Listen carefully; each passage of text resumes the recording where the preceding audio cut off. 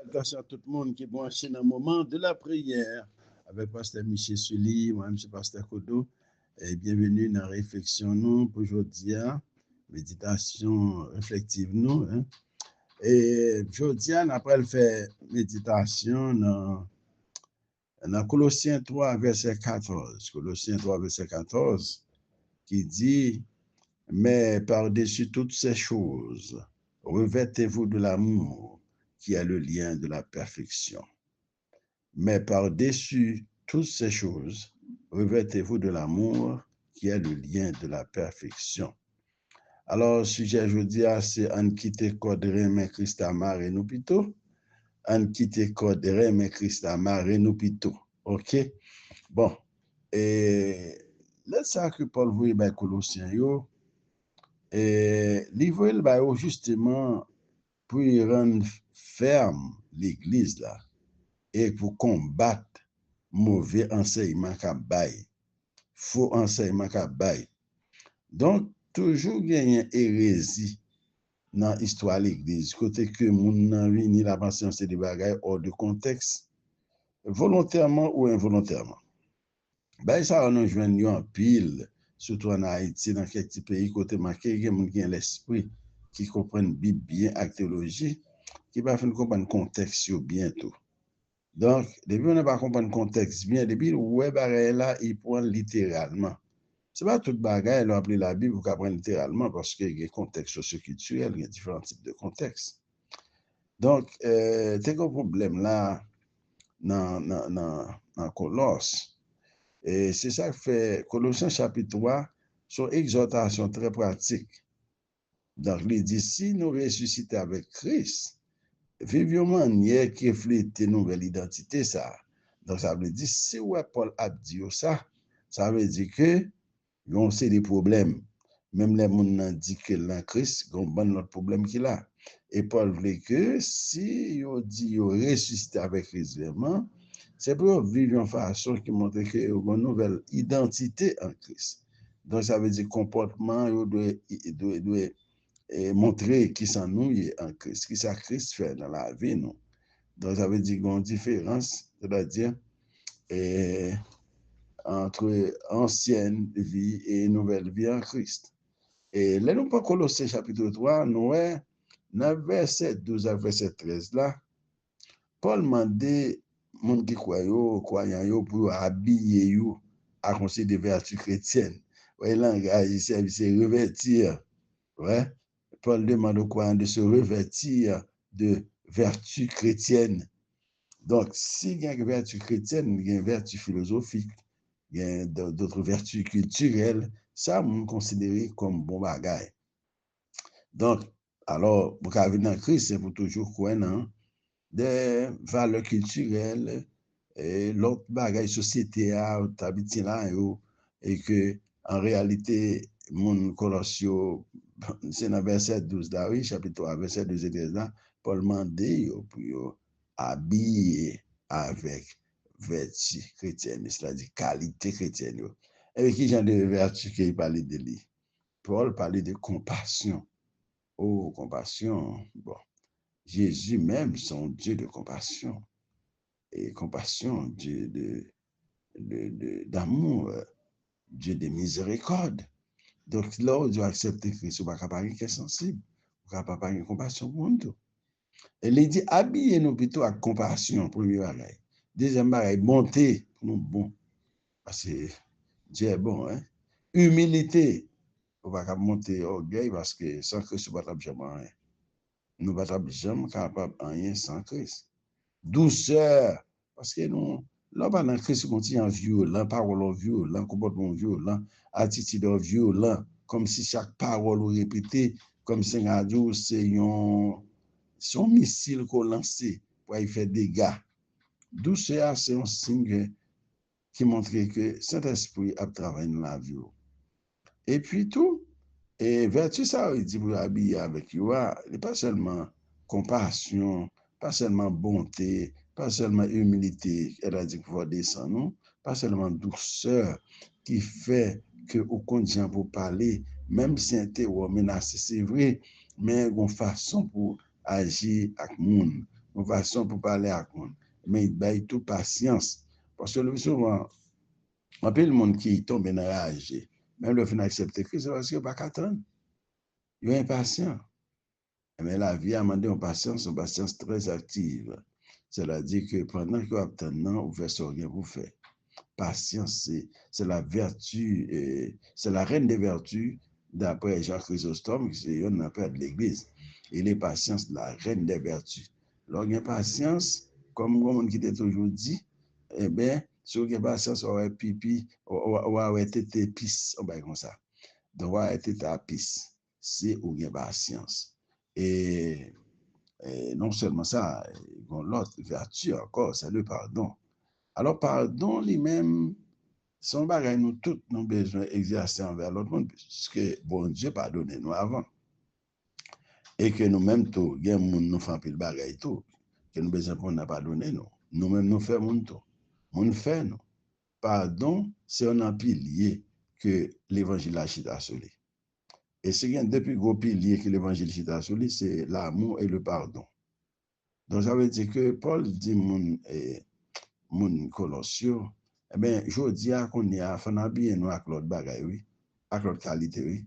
Il dit, tant que compassion, tant que bonté, tant que humilité, tant que douceur, tant que patience et pardon. Et après, il finit d'énumérer l'attitude, Paul a ajouté le couronnement de tout, l'amour. Et l'amour, c'est le qui, comme si le radio, tout ça que se dit, yoshita sous base là. Base là, c'est l'amour. C'est l'amour. Pas de bail ça sans amour. Dans ces mêmes gens, on peut étudier sagesse. Et bien, la sagesse, c'est la prudence. Il presque voulu dire même bagaille. Donc, ça veut dire toute bagaille, vertu philosophique, chita, et sous sagesse. Mais tandis que toutes ces vertus chrétiennes, il y a comme base l'amour. C'est l'amour qu'il faut avoir compassion. C'est l'amour qu'il faut avoir bonté. C'est l'amour qu'il faut avoir humilité. C'est l'amour qu'il faut avoir douceur. C'est l'amour qu'il faut avoir patience. C'est l'amour qu'il faut pardonner. Alors, revêtez-vous. Paul utilisait image de vêtements. Recevoir le salut en Christ n'est que le commencement. Recevoir le salut à ce commencement. Croyant doit délibérément choisir pour adopter un comportement qui conforme à cette nouvelle vie. Et verset a dit en français, par-dessus toutes ces choses, par-dessus toutes ces choses, comme un manteau qui couvre tous les autres vêtements, l'amour enveloppe toutes les vertus que nous sommes mentionnées là. C'est l'amour qui enveloppe toutes les vertus. C'est l'amour qui enveloppe compassion, c'est l'amour qui enveloppe qui habille bonté, c'est le qui habille humilité, c'est le qui habille douceur, c'est le qui habille patience, c'est le qui habille pardon. Donc, l'amour enveloppe toutes les vertus que nous avons citées. Ça signifie que l'amour par une vertu parmi l'autre vertu. L'amour, c'est structure qui kembe l'autre vertu ensemble. C'est code ça qui marie tout ça nous sommes dit là ensemble. Sur un même vrai bagay ça nous sommes cité là, eh bien c'est l'amour qui marie tout ensemble. Sans l'amour, même les actes les plus spirituels viennent devenir creux, comme si pas rien là. Et si vous regardez dans Corinthiens 13, c'est comme hymne de l'amour. Hymne de l'amour, ça c'est beaucoup. L'amour, c'est code qui marie toute vertu ça. L'amour, c'est gros cause lié. Et l'amour, c'est le lien de la perfection. Bon, normalement, l'amour comme lien qui unit le corps de Christ. Et l'amour garde la communauté unie. Il évite division entre l'Église. Il favorise le pardon et la patience. Donc, l'amour, c'est les mêmes qui code qui marient tout ça. L'amour comme ce qui rend parfait. Parfait, pardon. Mot perfection. Et en grec, il indique accomplissement. Il indique maturité. Le parle de perfection, ça ne veut pas dire que comme si vous parfait ou sans faute. Ça va parler là. Mot, c'est là dit dans le verset, le mot, le lien de la perfection. Mot perfection indique accomplissement, la maturité. Il y a un monde qui est parfait dans Christ, c'est un monde qui est mûr, c'est un monde qui atteint une maturité spirituelle, maturité émotionnelle. qui a contrôle et émotion. L'amour est ce qui porte le croyant vers une maturité spirituelle complète. C'est l'amour qui bon maturité spirituelle ça. En fait, qui ça nous capable de dire? L'amour est la force unificatrice et la marque de la maturité chrétienne. Souvenez ça, vous non? L'amour est la force unificatrice et la marque de la maturité chrétienne. Ah, l'homme l'évangile, pourquoi la maturité, non? De vous pas aimer, pourquoi la maturité, non?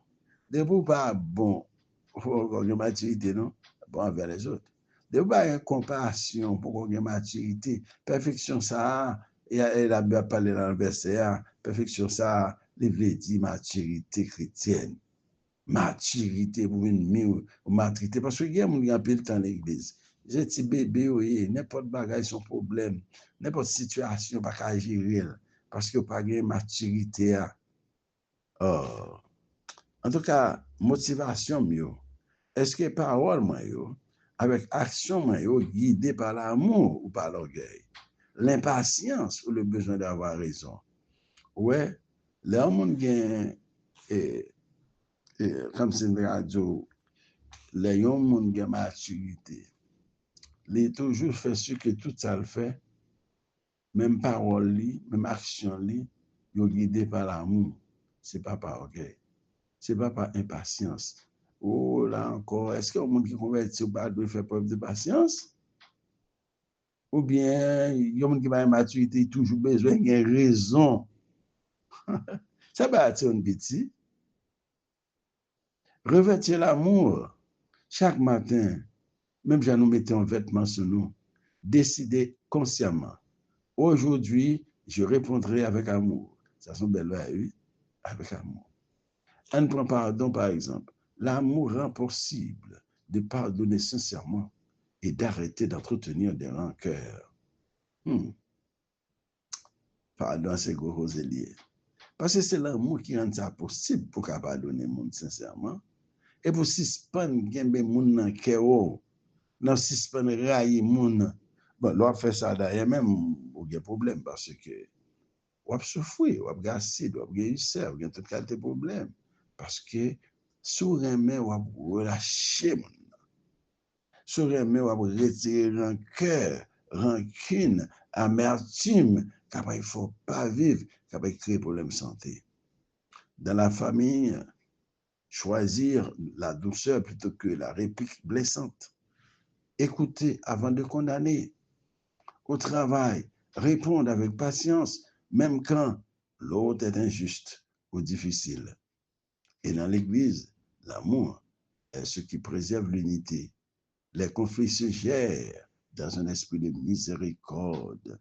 Malgré ça, monde ça parle mal ou la créé problème pour vous, mais quand même, toujours en miséricorde, un cœur sensible. L'amour est ce qui préserve l'unité. Les conflits gèrent dans un esprit de miséricorde. Dans un monde marqué par la polarisation, les jugements rapides et les paroles dures, c'est ça, des chrétiens, pour visiblement différents, pour incarner l'amour qui construit, qui rassemble et pacifie. Incarner l'amour qui construit, qui rassemble et pacifie. N'a pas rappelé tout le monde. Colossiens 3, verset 14 enseigne que l'amour, c'est la vertu centrale du caractère chrétien. Vertu qui rend possible et cohérent toute l'autre vertu. C'est l'amour qui permet la maturité chrétienne et l'unité dans l'Église. L'habiller chaque jour avec l'amour, mais chaque jour transformé, façon nous vivre, façon nous parler, façon nous pardonner et aimer l'autre monde. Mes amis, c'est ça que je peux pour nous aujourd'hui, pour nous réfléchir sur le mot aimer. Par-dessus toutes choses, par-dessus toutes ces choses, revêtez-vous de l'amour, qui est le lien de la perfection.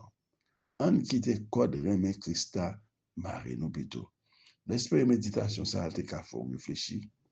Même si, en pile fois, nous tellement senti nos victimes, Là, on parle nous pour aimer, pour pardonner, pour avoir compassion, nous sentir nous blessés. Mais quand même, la vie chrétienne, c'est comme ça. Nous ne pouvons pas bien sembler à Christ. Nous ne pouvons pas atteindre la perfection, c'est-à-dire la maturité chrétienne, si nous ne suivons pas ça.